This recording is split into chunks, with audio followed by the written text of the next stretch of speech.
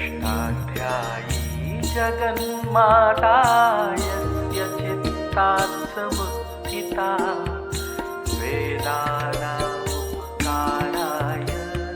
तस्मै पाणिनये नमः।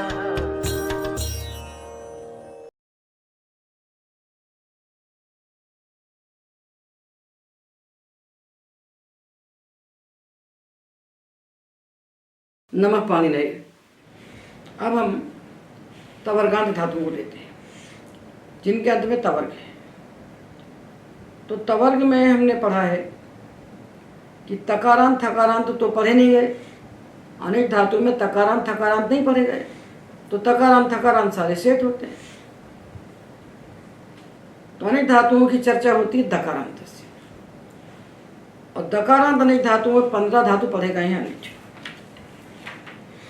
15 धातु अनिच है और क्लिदूस चंदू ये दो उदित होने से वेट है। तो पहले हम उदित धातुओं के रूप बना लें वेट के।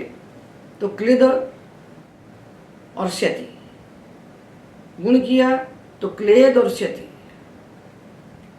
खरिचा से तकार को चर्त करके तकार किया तो क्लेद क्षति। इडागम न होने पर इडागम हुआ तो क्लेदिष्यति, क्लेद क्षति क्लेदिष्यति। और स्यंदु स्यंत्यति स्यंदिष्यति। कोई कार्य नहीं करना, खरिचा से तकार को चर्त कर देना है, चर्त करके तकार बना देना। दकार के स्थान पर तकार, उपधा को गुण यदि प्राप्त है तो, और दकार के स्थान पर तकार। तो क्लेद्यति क्लेदिष्यति स्यंत्यति स्यंदिष्यति, ये दो वेट धातु हो गए। 15 धातु अनिच हैं। यहाँ भी हम उपधा को गुण करें उगंध लघुबुधस्य से, और दकार के स्थान पर खरिचा से चर्त करके उसको तकार बना दें, बस। और कोई विशेष कार्य यहाँ प्राप्त नहीं है संधि का। तो अद अच्छति, क्षुद क्षोद क्षोच्यति, खिद खेद खेच्यति, छिद छेद छेच्यति, तुद तोद तोच्यति, नुद नोद नोच्यति, पद पच्यते। ये तुद नुद उभयपदी है, तो धातु पाठ में देख कर तदनुसार बना लेनी चाहिए। पद पत पच्यते, भेद भेद भेच्यते, वेद वेद वेच्यते। दो विद धातु अनिच है, विद सत्तायाम और विद विचारण है, दोनों से वेच्यते ये रूप बनेगा। सद सच्यति, शद शच्यति, स्विद स्वेद स्वेच्छति, स्कंद स्कंच्यते, हद हच्यते। ये 15 धातु अनिच हो गए, 2 वेट हो गए। अब बचे हुए सारे के सारे सेठ हैं, हमको जान लेना चाहिए। किंतु स्या प्रत्यय के लिए एक विशेष इडागम का सूत्र है, से सिचि कृत चिरित श्रिद त्रिद नृत। ये 5 धातु हैं जिनमें से श्रिद और त्रिद 2 दकारांत है और बाकी 3 तकारांत। तो तकारांत सारे सेठ थे, उसमें 3 हो गए वेट, और श्रिद और त्रिद ये 2 दकारांत है, 3 तकारांत है। ये सकारादि प्रत्यय परि होने पर वेट हो गए, सबके सब सेठ थे। तो सेठ हो चाहे अनिट हो, गुण तो हो गई होगा उपधा को पुगंध लघुबुध शिक्षा सूत्र से।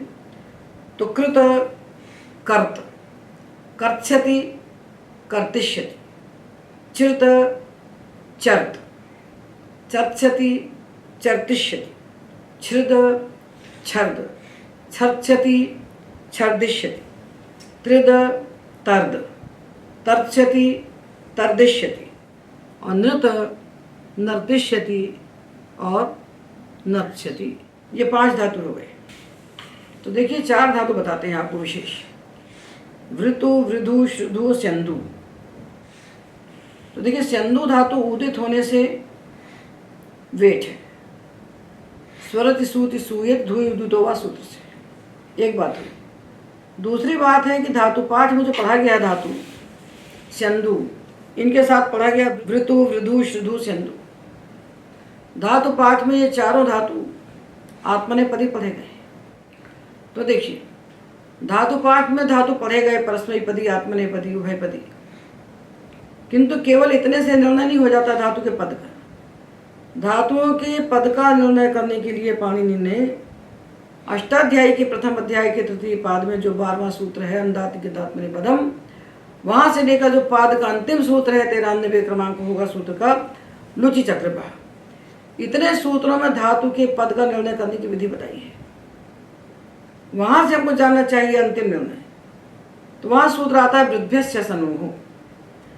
ये कह रहा है कि वृत्तु, वृद्धु, श्रुधु, सिंधु चारों धातु आपका जो धातु पाठ पाणिनि ने बनाया उसमें आत्मनेपदी पढ़े गए। और वो सूत्र कहता है कि वृत्तादि ये जो 4 धातु हैं इनके बाद यदि स्या आता है या सन आता है तो इनसे विकल्प से परस्मैपद हो जाता है। तो धातु तो ये आत्मनेपदी है, और जब इनसे स्या प्रत्यय आता है अथवा सन आता है तो इनसे विकल्प से परस्मैपद हो जाता है। तो वहां जाकर ये विकल्प से परस्मैपदी हो गए। जब परस्मैपद हो गया तो इनसे परस्मैपदी प्रत्यय भी लग सकते हैं और आत्मनेपदी भी लग सकते हैं। पर कब लगेंगे? स्या परे होने पर, सन परे होने पर, बाकी जगह नहीं। तो जब स्या प्रत्यय आ गया तो हमको इडागम का विचार करना पड़ेगा। इडागम का सूत्र हमको इडागम में मिलेगा और पद का सूत्र हमको पद में मिलेगा। पद की बात पाणिनि 1:3 में कहेंगे, इडागम की बात पाणिनि 7:2 में कहेंगे। पाणिनि यहाँ की बात वहाँ नहीं कहते। तो अब ये जो वृत्तादि 4 धातु हैं इनसे जब परस्मैपदी प्रत्यय लगेंगे तब स्या को इडागम कैसा होगा, और आत्मनेपदी लगेंगे तब स्या को इडागम कैसा होगा। तो सूत्र बनाते हैं इडागम के प्रकरण में, न वृद्भ्यश्च चतुर्भ्यः। ये जो 4 वृत्तादि धातु हैं जिनसे स्या परे होने पर विकल्प से परस्मैपद होने वाला है, इनसे जब परस्मैपद होगा तो इडागम नहीं होगा, और आत्मनेपद होगा तो इडागम हो जाएगा। ये व्यवस्था बना दी। जब पद की व्यवस्था बनाई तो इडागम की बनाना पड़ेगी। तो विकल्प से परस्मैपद कहा स्या और सन परे होने पर, और स्या परे होने पर अथवा सन परे होने पर इडागम का क्या होगा? तो कहते हैं जब परस्मैपद लगेगा इनसे तब तो इनको इडागम नहीं होगा, और आत्मनेपदी प्रत्यय लगेंगे तो इनको इडागम हो जाएगा। तो वृत्त परस्मैपद में वर्त्स्यति, गुण करिए और स्यति को लगा दीजिए। वृत्त वर्त वर्त्स्यति, आत्मनेपद में वर्तिष्यते। आत्मनेपदी प्रत्यय लगेंगे तो इडागम हो जाएगा, परस्मैपदी लगेंगे तो इडागम नहीं होगा। गुण सब तरफ होगा, गुण को रोकने वाला कोई नहीं है। गुण को रोकने वाले कुछ आदि थे वो गए, अब गुण को कोई नहीं रोक सकता। तो वृत्त वर्त्स्यति वर्तिष्यते, वृद्ध वर्त्स्यति वर्धिष्यते, श्रुध शर्त्स्यति शर्धिष्यते, और स्यंद स्यंस्यति स्यंदिष्यते। स्यंदु धातु को भी परस्मैपद होगा तो इडागम नहीं होगा, आत्मनेपद होगा तो इडागम हो जाएगा। परस्मैपद कहाँ से आया? परस्मैपद आया 1:3 से, इडागम आया 7:2 से। तो जब सकार परे होगा तो धकार के स्थान पर खरीचा से चर्त होकर के तकार हो गया। तो वृद्ध वर्ध और स्यति, तो धकार को तकार हो गया, चर हो गया, तो वर्त्स्यति शर्त्स्यति स्यंस्यति रूप निष्पन्न हो। अब हम धकारांत धातुओं में विचार करें। तो धकारांत धातुओं में 11 तो हमने अनेक पढ़े हैं, हम इनके रूप बनाते हैं वृत्त में। तो हमने 2 धातु पहले बता देते हैं, बंध और बुध, क्योंकि उनमें विशेष कार्य होता है। बंध धातु से हमने लगाया स्यति अनिच है। तो देखिए बंध धातु कैसा है। इसके आदि में अक्षर है बा, ये वर्ग का तृतीय है। तृतीय अक्षर है बश, अंत में है धा, ये वर्ग का चतुर्थ है। चतुर्थ को हम कहते हैं झष। तो जब धातु ऐसा हो जो झषंत हो और बशादी हो, जिसके आदि में बश हो और अंत में झष हो, अर्थात आदि का पहला अक्षर हो वर्ग का तृतीय और अंतिम अक्षर हो वर्ग का चतुर्थ। तृतीय का मतलब जकार को छोड़कर। तो ऐसे झषंत बश के स्थान पर भश आदेश हो जाता है। देखिए बंध धातु है, इसके बाद सकार आदि प्रत्यय है। ये बा वर्ग का तृतीय है और धा वर्ग का चतुर्थ है, अर्थात ये बा जो है बश है और भा झष है। तो ये बा कहलाया झषंत बश, इसके स्थान पर अपने ही वर्ग का चौथा अक्षर हो जाएगा था तो भस हो जाएगा, तो बा को हो जाएगा भा। ऐसा जब भी होगा धातु में, या तो धातु के मूल रूप में होगा अथवा होजा इत्यादि से आदेश होने के बाद, यदि आदेश धातु और घा से आदेश होने के बाद वो ढा और घा बन जाएगा, तब भी झषंत हो जाएगा। तो धातु झषंत हो या आदेश होकर के धातु झषंत हो गया हो, ऐसे झषंत धातु के आदि में जो बश है उसके स्थान पर भस आदेश होता है। ये कब होता है? से और ध्वे और पदांते, उसके बाद सा हो या उसके बाद ध्वा हो या वो पदांत हो, वो झष पदांत हो। तो ये बंध है, ये झष है, ये बा बश है, आगे सा है तो इसको हो गया भा। तो बंध और स्यति बन जाने पर खर्च सूत्र से हम धा के स्थान पर चढ़ करके ता बना देंगे, तो बंध स्यति। सकार आदि प्रत्यय होने पर और ध्वा परे होने पर और पदांत में ये बहुत सावधानी रखना पड़ती है। जैसे तकार आदि प्रत्यय में झषस तथो धोधा के लिए सावधान रहना पड़ता है, उसी प्रकार यहाँ भी सावधानी रखना पड़ती है। धातु झषंत है तो तकार आदि प्रत्यय के परे होने पर झषस तथो धोधा को जैसे नहीं भूलना चाहिए, इसी प्रकार धातु झषंत है तो सकार आदि प्रत्यय परे होने पर एकाचो बशो भश को नहीं भूलना चाहिए। एकाचो बशो भश झषंतस्य स्वध्वो हो। धातु का अवयव जो एकाच झषंत बश, उसके स्थान पर भश आदेश होता है, से ध्वे पदांत। ये बुध धातु है अनिच धकारांत। पहले हम गुण करेंगे क्योंकि स्या प्रत्यय कित कित नहीं है, तो पहले हमने उपधा को गुण किया पुगंत लघु उपधासी च सूत्र से, गुण करके बन गया बोध। ये धा झष है और बा बश है। इस झषंत बश के स्थान पर हमने एकाचो बशो भश सूत्र से भश करके बा को भा बना दिया। उसके बाद ये धकार जो है इसको खरिच सूत्र से चर्त करके तकार बना दिया, तो भोत्स्यते, भंस्यति और भोत्स्यते ये दोनों कार्य संधि के। खरिचा भी संधि है और एकाचो बशो भश भी संधि है। संधि का कार्य किया जाता है अंग कार्य को कर लेने के बाद। अंग कार्य है उपधा को होने वाला गुण और संधि कार्य है भष्त्व और चर्त्व। तो 11 में से 2 धातु के रूप बन गए, जो 11 अनिट थे, अब बचे 9 अनिच। इनमें हमें कुछ नहीं करना है, उपधा को गुण करना है और धकार के स्थान पर खरिचा से चर्त करके तकार बना देना है। तो व्यध व्यच्छति, सिध सेध सेच्छति, क्रुध क्रोध क्रोच्छति। उपधा को गुण किया और धकार को चर करके तकार बना दिया। क्षुध क्षोध क्षोच्छति, युध योध योच्छते, रुध रोध रोच्छति, शुद्ध शोध शोच्छति, राध राच्छति, साध साच्छति। ये अनेक धकारांत धातु बन गए।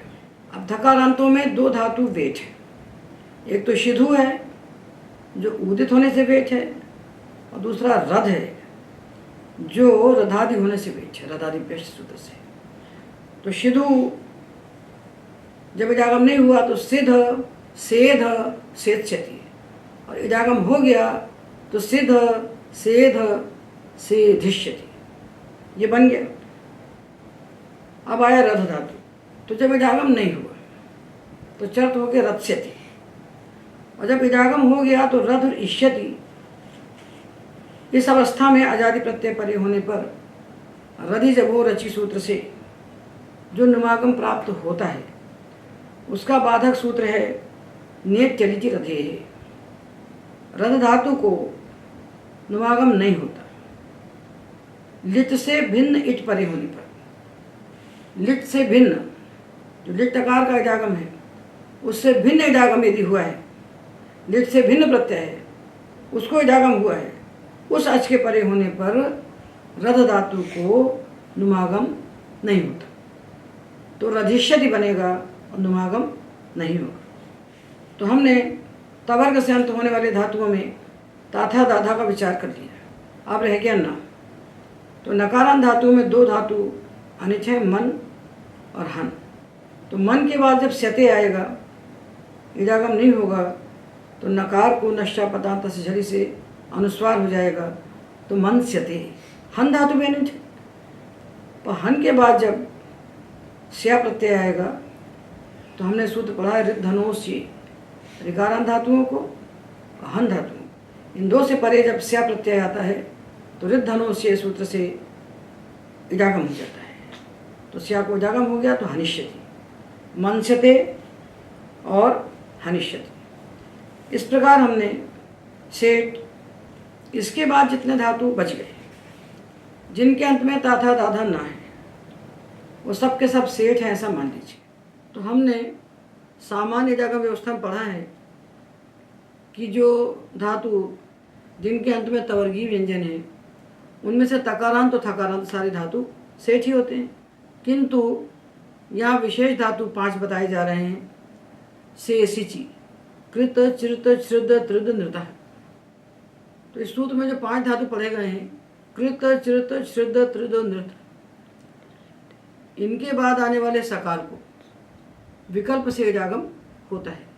तो इडागम होने पर कर्तिष्यति, इडागम ना होने पर कर्त्स्यति। गुण दोनों ही पक्षों में होगा क्योंकि प्रत्यकित है।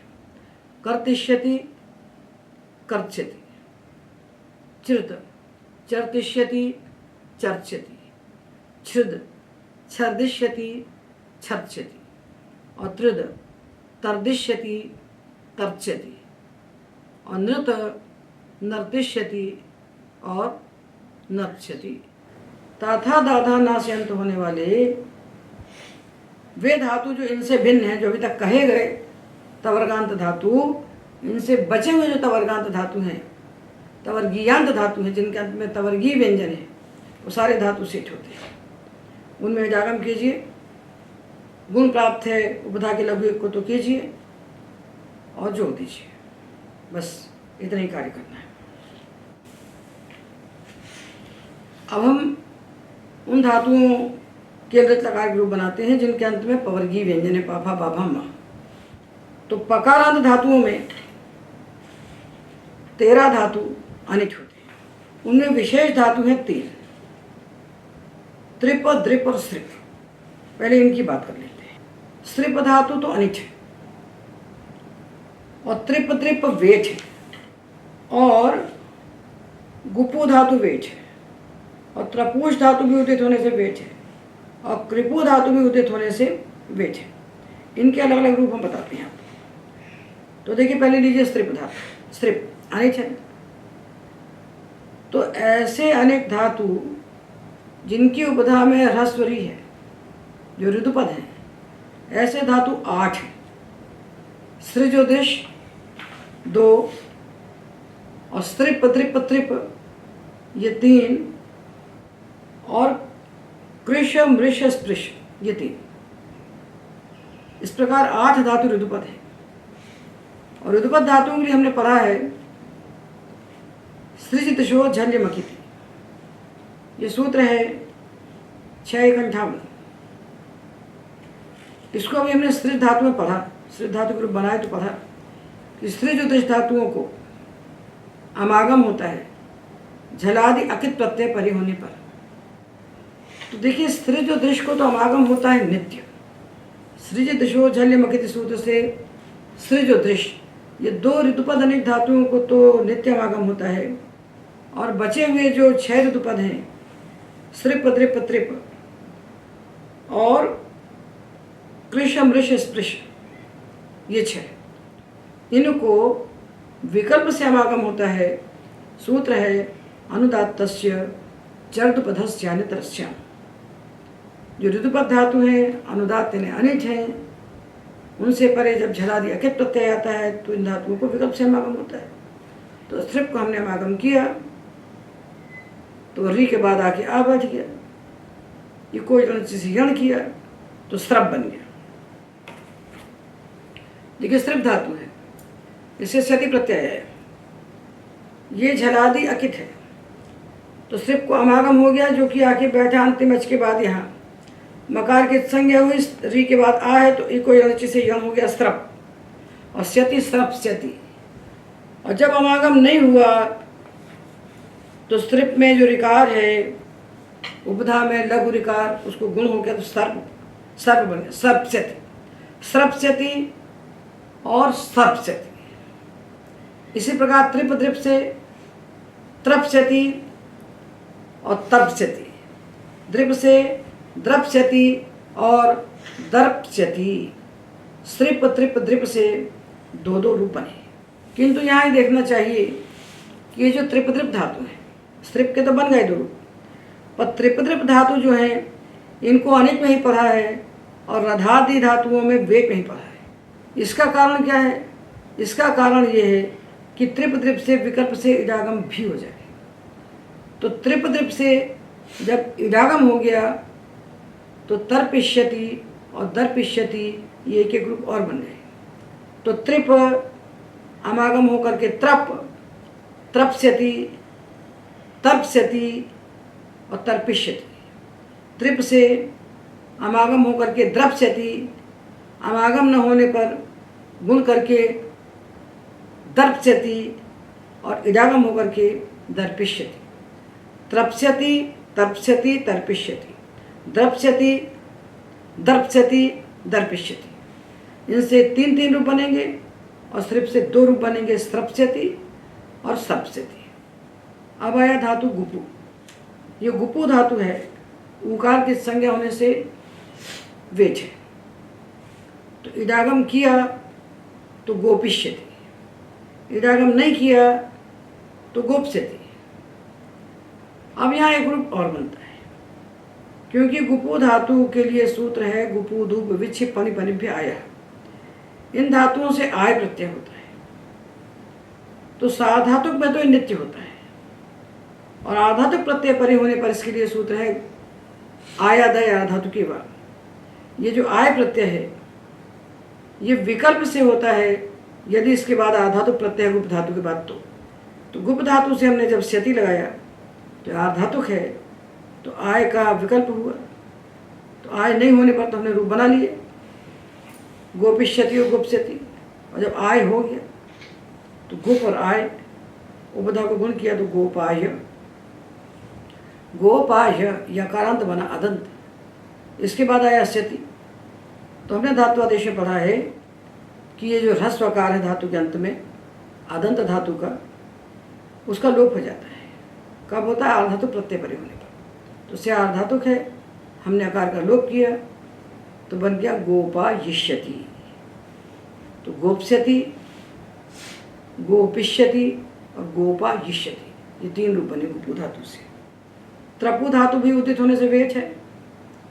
तो त्रपस्यते और त्रपिष्यते, इडागम होगा और इडागम नहीं होगा। और कृपु धातु भी उदित होने से वेच है, पर इसके लिए हमने पढ़ा है तासी चक्रपा और लुचि चक्रपा। तो जब इससे परस्मैपदी प्रत्यय आते हैं तो इडागम नहीं होता और आत्मनेपदी प्रत्यय आते हैं तो इडागम होता है। तो परस्मैपद में कल्पस्यति और आत्मनेपद में कल्पिष्यते, दोनों प्रयोगों में रेप के स्थान पर कृपो रोला से लकार हुआ है। दोनों ही प्रयोगों में कृपो रोला सूत्र से रेप के स्थान पर लकार आदेश हुआ है। तो हमने अनेक धातुओं में से त्रिप द्रिप स्त्रिप तीन पकारांत के रूप बनाए और 13 पकारांत धातु अनेक हैं। तो जो 10 बच गए उनमें कोई संधि बंदी हमें करना नहीं है। उपधा को गुण कीजिए और प्रत्यय को जोड़ दीजिए। तप तपस्यति, वप वपस्यति, शप शपस्यति, स्वप स्वप्स्यति, तिप तेप्स्यते, लिप लेप्स्यति, छुप छोप्स्यति, क्षुप क्षोप्स्यति, लुप लोप्स्यति और आप आप्स्यति। ये पकारांत धातु पूरे हो गए, अनिट और वेच। अब जो पकारांत धातु बच गए उनको आप मान लीजिए कि वे सब सेठ है। तो धातु लीजिए, गुण प्राप्त है तो गुण कीजिए और इष्यति लगा दीजिए। इष्यति इष्यते, जो भी प्रत्यय अभीष्ट हो, जैसा धातु हो वैसा प्रत्यय लगा लीजिए। पर यह मत भूलिए कि उपधा को गुण पहले करना है और धातु प्रत्यय को जोड़ने का काम, संधि का काम बाद में करना है। जैसे कुप कोपिष्यति, चुप चोपिष्यति, तुप तोपिष्यति, ये 13 धातु जो बताए गए, अनिट और गुपु और कृपु और त्रपुष बताए गए वेट, इनसे जितने भी धातु बचे वो सारे पकारांत धातु सेठ हैं। वहाँ प्राप्त होने पर हम गुण करेंगे और प्रत्यय को जोड़ देंगे, बस। अब हम अनिट भकारांत धातु लेते हैं। तो भकारांत में 3 अनिट हैं, यभ, रभ, लभ। इनकी उपधा में कुछ करने का नहीं है, तो खरिचा से भकार के स्थान पर चर्त करके पकार बनाइए और स्या प्रत्यय को जोड़ दीजिए। तो यभ यप्स्यति, रभ रप्स्यते, लभ लप्स्यते। अब इसी प्रसंग में हमें एक धातु सेठ पढ़ लेना चाहिए, वो है जभी गात्र विराम है, जभी धातु, जो जम्हाई लेने के अर्थ में है। यही भकारांत धातु है, पर ये सेठ है, ये सेठ है और आत्मनेपदी है। तो इससे प्रत्यय आएगा इष्यते, और जब और इष्यते इस अवस्था में जब इन दोनों को हम जोड़ने चलेंगे तो हमें इस सूत्र को याद रखना चाहिए, रधि जभो रचि। रध धातु जभ धातु के बाद आजादी प्रत्यय आता है तो नुमागम होता है। तो रथ को जब हम नुमागम करने चले थे तो नेट चली की रधे ने रोक दिया था, तो वहाँ तो रधिष्यति बन गया, पर जब को तो किसी ने रोका नहीं, तो यहाँ नुमागम हो जाएगा। तो जब को नुमागम करके जम्भ बन गया, तो जम भीष्यते, रध से हमने रधिष्यति बनाया क्योंकि रोकने वाला सूत्र था, यहाँ नहीं है। तो जम भीष्यते ये भकारांत में विशिष्ट धातु है, इसको भकारांत के साथ याद रखें।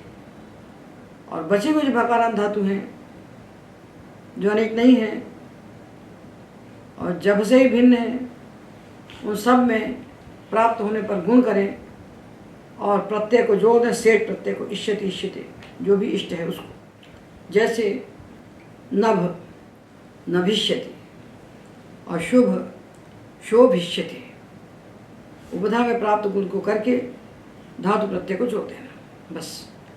इस प्रकार हमने सारे भकारांत धातुओं के भिन्न लकार के रूप निष्पन्न कर लिए, अनिट और सेठ को अलग अलग देख करके। अब धातु आए मकारांत। तो मकारांत में 4 धातु हमने अनिट पढ़े हैं, गम, रम, नम, यम। ये 4 अनिट होते हैं। अनिट कारिका में 4 ही पढ़े गए हैं, किंतु गम धातु के लिए विशेष सूत्र आ जाता है, गमे रिट परस्मै पदेषु। गम धातु के बाद यदि सकारादि प्रत्यय है और उसके बाद परस्मै पद है तो इसको इडागम हो जाता है, उस सकारादि प्रत्यय को। तो गम और इष्यति, गमिष्यति। और गम धातु के बाद सकारादि प्रत्यय होगा और आत्मनेपद होगा तो इडागम नहीं होगा। तो संगम अस्यते, मकार को नष्टा पदांत छली से अनुस्वार हुआ और संगंस्यते। तो ये जो धातु गम धातु परस्मैपदी था, ये आत्मनेपदी कैसे हो गया, इसको जानने के लिए हमें प्रथम अध्याय के 3य पाद में जाना चाहिए। किसी भी धातु के पद के विषय में जानकारी चाहिए तो प्रथम अध्याय के 3य पाद में चाहिए।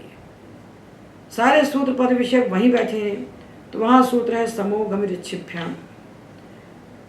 गम धातु जब सम उपसर्ग से युक्त होता है तो आत्मनेपदी हो जाता है, आत्मनेपदी होता है तो अनिट हो जाता है स्या प्रत्यय में, परस्मैपदी रहता है तो सेठ रहता है स्या प्रत्यय में। तो इस प्रकार गम तो सेठ हो गया परस्मैपद में, आत्मनेपद में अनिट रहा। अब रहे रम, नम, यम, ये तो अनिट है तो इडागम नहीं हुआ। तो नम नंस्यति, मकार को अनुस्वार किया, नम नंस्यति, यम यंस्यति और रम रंस्यति। तो 4 अनिट थे तो एक तो सेठ हो गया परस्मैपद में और 3 अनिट रहे। जब ये अनिट रहे तो इनके बाद जो सकार दिखाई पड़ा झल, तो मकार को नष्टा पदांत छली से हमने अनुस्वार कर दिया। तो नंस्यति, यंस्यति, रंस्यते। इनके बाद अब मकारांत में एक धातु वेट है, वह है क्षमूष। क्षमूष उदित होने से वेट है। तो इजागम ना होने पर मकार को अनुस्वार करके क्षंस्यते और इजागम होने पर क्षमिष्यते। अब अनिट वेद के अलावा जो मकारांत धातु बचे वे सब सेठ हैं ऐसा मान लीजिए। तो क्रम क्रमिष्यति, शम शमिष्यति, दम दमिष्यति, तम तमिष्यति, जितने मकारांत धातु मिलेंगे हमको, ये 4 और एक 5 को छोड़ करके, 4 अनिट तो एक वेट को छोड़कर जितने मकारांत धातु हैं वो सब सेठ है। यदि उपधा में एक है तो गुण कीजिए, तिम तो तेमिष्यति और तम तो तमिष्यति। यदि प्राप्त है गुण तो गुण करके इष्यति लगाइए, नहीं प्राप्त है तो सीधा इष्यति लगा दीजिए। एतावता सारे मकारांत धातुओं के हमने ऋत प्रत्यय में रूप निष्पन्न कर दिए। बचे हुए धातुओं के रूप अगले व्याख्यान में करेंगे। आज के व्याख्यान में एतावदेव।